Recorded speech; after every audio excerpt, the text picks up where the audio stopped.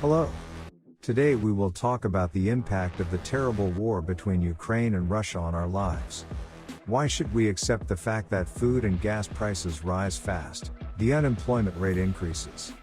We have to save ourselves from a crisis which is coming in European countries. But some large companies see it differently.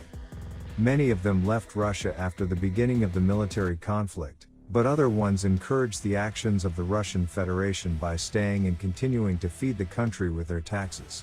All wars, small or large ones, no matter how long they last and no matter how they are waged, can only continue by serious budgets. And it does not matter which country we are talking about, whether it is Ukraine with its weak economy or Russia with multi-billion-dollar oil and gas revenues. But now we are deceived. We do not realize the real magnitude of this disaster and do not see even half the truth. Today we will talk about how the budget of the Russian Federation is really formed, which European and international companies support the horrors of war, and we compare military budgets and tax revenues from such companies.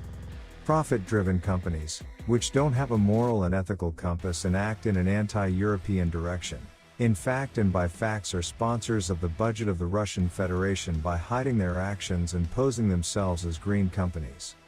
Can they be called allies or should they be called enemies living among us? Let's figure it out.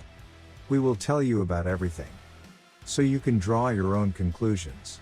All the amounts that you will see in this video are converted from Russian rubles into euros, at the rate of 62 rubles 70 kopecks for 1 euro. This year Russia allocated 3,200 billion rubles for national defense. It is approximately 51 billion euros. We have studied the military equipment of the Russian Federation and this is what we see. The main tanks are T-72 and T-80. These tanks are not produced, because they are old models, but they are constantly being modified. On average, one such tank costs from 2 to 4 million euros. Coca-Cola's tax revenues, whose official representative in Russia is LLC Molten Partners, are 31,800,000 euros for 2021. With that amount of money, at least 8 tanks can be modified. The cost of modifying the Su-25 aircraft is approximately 6,400,000 euros, so almost 5 aircrafts could be modified with that tax. The price of the Kalibr cruise missile per piece is approximately 800,000 euros. About 38 of them could be bought with that money. But we are talking about large weapons. But to make as clear, for example, taxes of representative of Coca-Cola in Russia are enough to pay for 105 million bullets. And all these weapons are aimed at killing and causing suffering to people. And this is just money from only one company. Let's take another equally popular company as an example, Philips. In 2021 its tax was 18 million euros.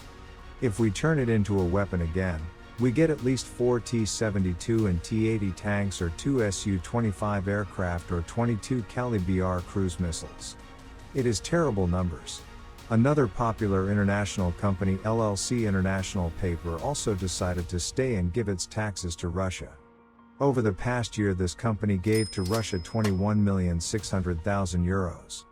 Which is equal to 5 tanks or 3 Su-25 aircraft or 27 Kalibr cruise missiles or 71,200,000 bullets for AK-12.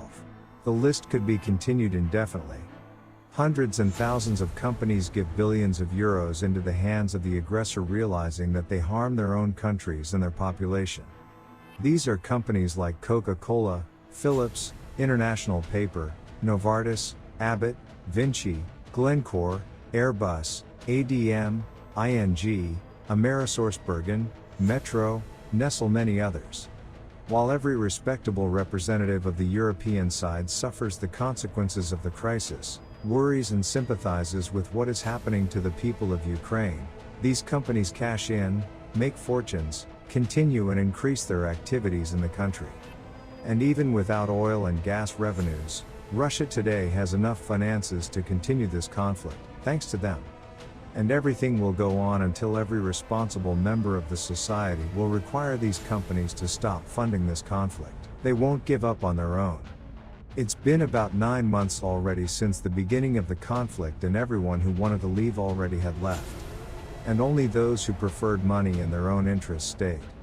They harm us and Ukraine indirectly. They exchange their moral, environmental, legal values for money, income here and now. That's what we call money puppets, because that's the only way to call them.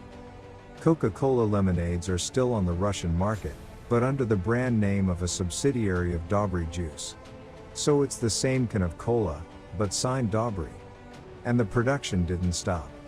Even though Apple banned applications of Russian banks, the company allowed to place applications clones of the same banks but under a different name. But these are the companies from the top, but hundreds of less famous companies, remaining unnoticed, continue. In other broadcasts, we will talk about them in more detail. Do not stay aside. Provide assistance and help us to push these companies stop sponsoring the Russian budget. Do one or several actions. First, help us promote this video. Click the like button and send this video to your friends, place it in your groups and publics, write comments to make YouTube algorithms promote it more actively.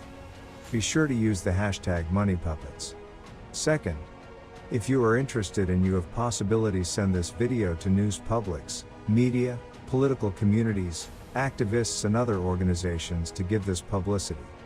Follow the links to the pages of these companies, leave them a message with the Money Puppets hashtag asking them to stop their work in the Russian Federation. Don't be indifferent. It is the indifference that breeds such companies. The indifference allows violence to continue and make our lives worse.